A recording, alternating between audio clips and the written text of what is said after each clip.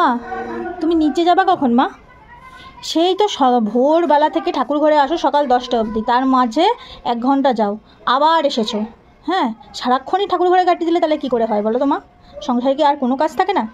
সারাক্ষণ বই পুস্তক হাজারো ঘন্টা বই পড়তেই থাকো বইয়ের তো কবে এত বই কিনেছো তাও জানি না, আর বই পড়তেই থাকো সারাদিন বইয়া।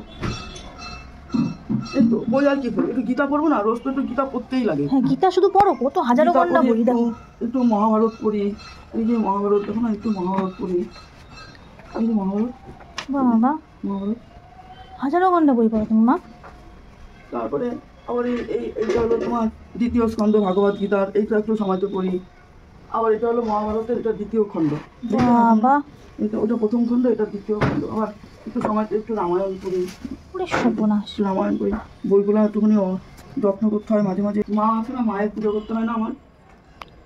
সারাক্ষণ তারপরে ঠাকুর ঘরেই কাটিয়ে দেবো বলো তুমি? মায়ের পুজো করতে হয়, এবার এই যে আমার গোপাল আছে, মহাপ্রভু আছে, এদের আমার পুজো নিয়ে আমার থাকতে হয়। আমি তো সংসারের কাজ করে আসছি, আমি তো তোমাদের বলি আমি কি পড়ি না পড়ি, তোমরা এত বই পড়লাম তো আমাদের থেকে।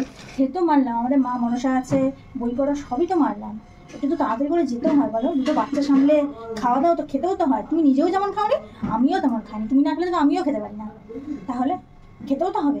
সারাক্ষণ বই নিয়ে পড়ে থাকলে চলবে বলো? তোমার তো গ্যাস অম্বলের থাক, বমি হয়, এই হয়, বলতে গেলে তুমি আবার রাগ করো। আমার ভালোর জন্যই বলছি, চলো হাতে হাতে একটু দুজনে মিলে রান্নাবান্নাটা করে দিই। আমার তো মনসামঙ্গল করতে হয়, জানি তো আমাদের শ্রাবণ মাসে অনেক বই পড়তে সময় লাগে না। শ্রাবণ মাস না, এই তো মনসামঙ্গল করতে হয়, মনসামঙ্গল পড়ি আবার, এই জন্য দেরি হয়। তাও তো এখন একটুখানি করে থই, আবার বিকালবেলা দেখো না আমি না ঘুমিয়ে আমি আবার বিকালবেলা বই পড়তে বসে, সেটা চোখে পড়ে না।